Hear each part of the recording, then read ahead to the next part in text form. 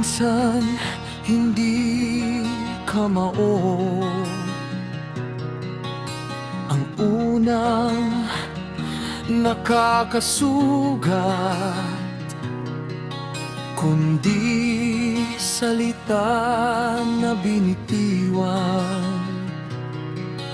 nang hindi pinag-isipan. Bibig na walang preno, dahan-dahan lang. Hindi lahat ng biro ay magaan ang pakiramdam. Bawat salitang lumalabas sa bibig may bigat na maaring manatili.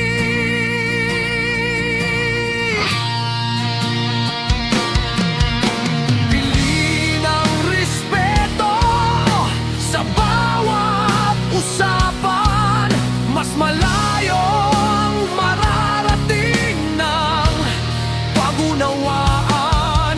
Ang tunay na lakas ay nasa pagpipigil, hindi sa dami ng salitang binibitawan.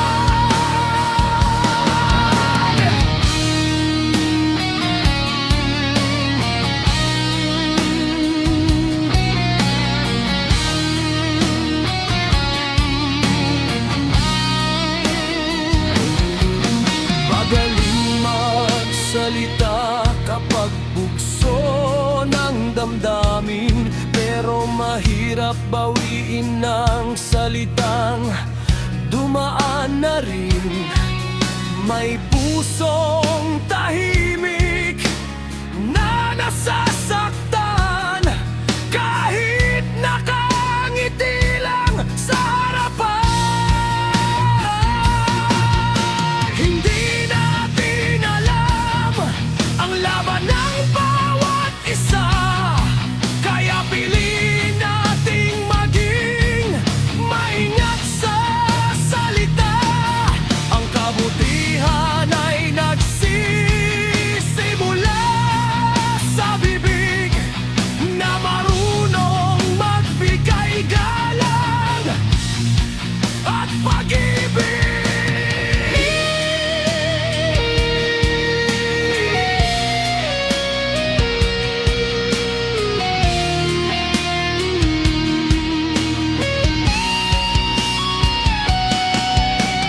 Bago magsalita, huminto sandali.